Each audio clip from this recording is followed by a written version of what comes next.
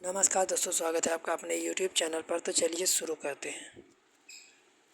अध्याय 11 हमारे चारों वायु। अध्याय 6 में हमने यह सीखा है कि सभी जीवों को वायु की आवश्यकता होती है। लेकिन क्या आपने कभी वायु को देखा है? आपने कभी नहीं देखा होगा, लेकिन निश्चय ये वायु की उपस्थिति कई तरीक़ों से अनुभव की होगी। तब आप अनुभव करते हैं जब पेड़ों की पत्तियाँ खड़खड़ाती हैं या कपड़े सूखने वाले तार पर लटके कपड़े धीरे धीरे हिलते हैं। पंखे के चालू होने पर खुली पुस्तक की पृष्ठ आवाज़ करने लगती हैं। वायु के बाहर बहने के कारण ही आपके पतंग का उड़ान संभव होता है। क्या आपको अध्याय 3 में क्रियाकलाप 3 याद है, जिसे आप रेत के बुरादे या निष्पावन द्वारा अलग किया गया था? निष्पावन वह प्रक्रिया है वायु के अधिक प्रभावी होती है। आपने ध्यान दिया होगा कि तूफानों के समय वायु बहुत तेज़ी से चलती है। कभी कभी यह पेड़ों को उखाड़ देती है, छतों के ऊपरी हिस्सों को भी उखाड़ देती है। क्रियाकलाप 1। आइए 11.2 दिए गए निर्देश के अनुसार अपनी फिरंगी बनाएं।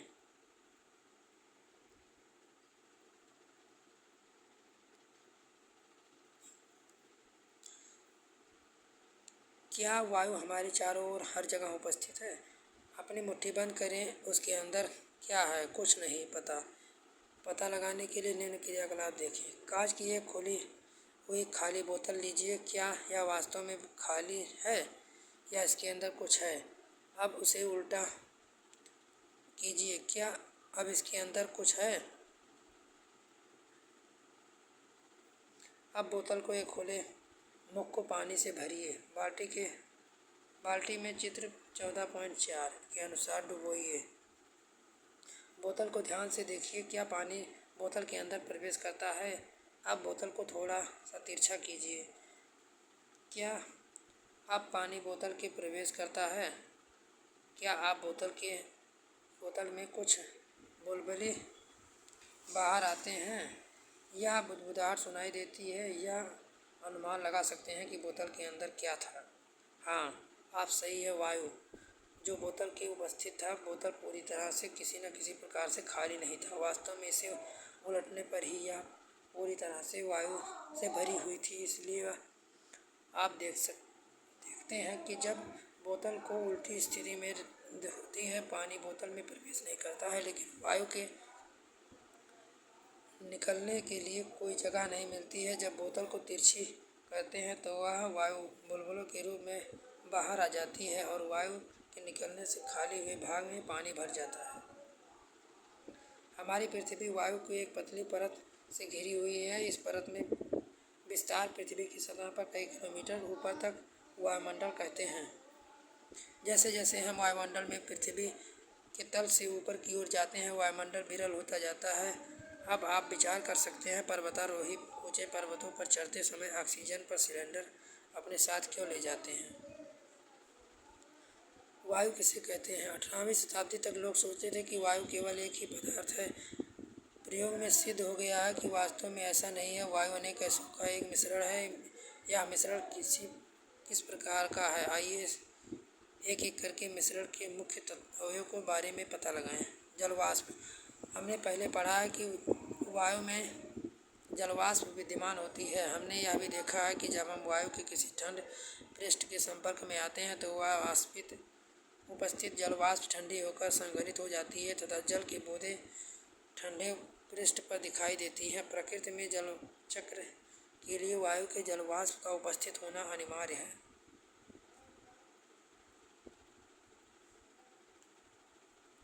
ऑक्सीजन।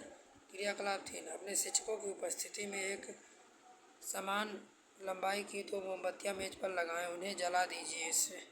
इसमें एक मोमबत्ती पर कांच का एक गिलास उल्टा करके रख दीजिए। दोनों मोमबत्ती को ध्यान से देखिए। क्या दोनों मोमबत्तियां लगातार जलती रहती हैं या बुझ जाती हैं? आप देखेंगे कि मोमबत्ती गिलास से ढकी जाती हैं तो वह कुछ देर बाद बुझ जाती हैं, जबकि दूसरी मोमबत्ती जलती रहती है। क्योंकि इसका कारण यह हो सकता है, विचार करें।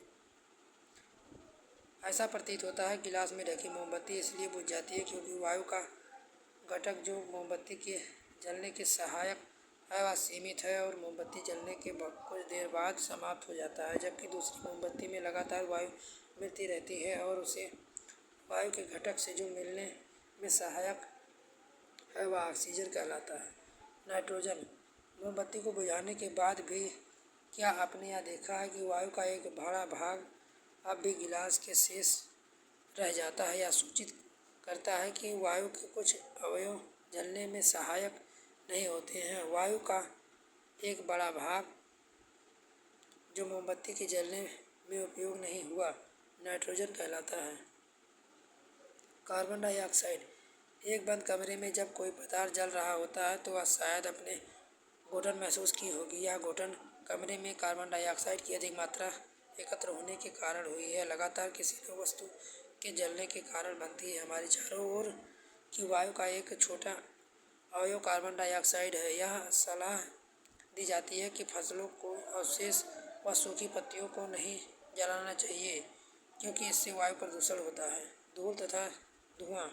ईंधन तथा पदार्थों को जलाने से धुआं उत्पन्न होता है। धुएं कुछ गैसें सूक्ष्म धूल कण होते हैं जो प्रायः हानिकारक होते हैं। इस कारण आप कारखानों में लंबी चिमनियाँ देखते हैं। चिमनियाँ हानिकारक धुएं और गैसों को हमारी नाक से दूर ले जाती हैं और लेकिन आकाश में उड़ते हुए पक्षियों को बिल्कुल नज़दीक ले जाती हैं।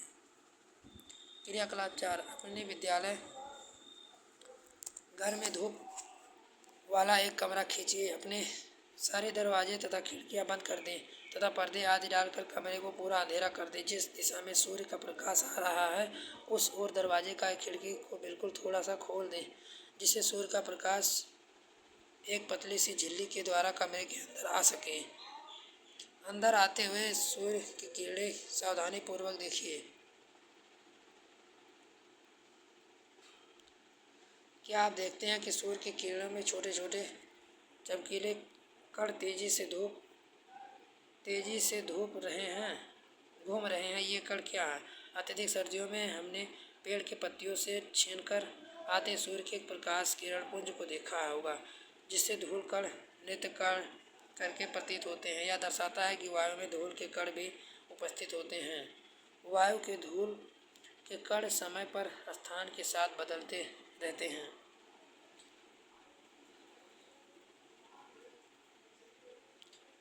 इससे हम निष्कर्ष निकाल सकते हैं वायु में कुछ गैसें, जल वाष्प, धूल के कण विद्यमान होते हैं। वायु मुख्यतः नाइट्रोजन, ऑक्सीजन, थोड़ी मात्रा में कार्बन डाइऑक्साइड तथा इससे कभी कम मात्रा में गैसों के मिश्रण होती हैं।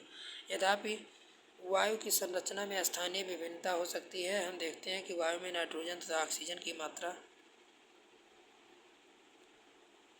अधिक होती है। वास्तव में दोनों गैसों से मिलकर 99% भाग बनाती हैं। शेष 1% कार्बन डाइऑक्साइड, कुछ अन्य गैसें, लवण, जलवाष्प होती हैं। पानी तथा मिट्टी में रहने वाले जीवों को पौधों ऑक्सीजन कैसे मिलते हैं?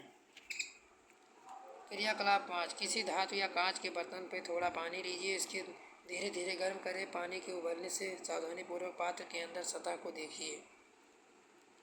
क्या आप छोटे छोटे बुलबुले इससे चिपके हुए देखते हैं? ये बुलबुले पानी के घुली हुई वायु के कारण बनते हैं। जब आप पानी को गर्म करते हैं तो घुली हुई वायु बुलबुलों के रूप में बाहर आ जाती है। आप पानी को यदि गर्म करते हैं तो पानी वाष्प परिवर्तित हो जाता है और अंततः बुलबुलने लगता है।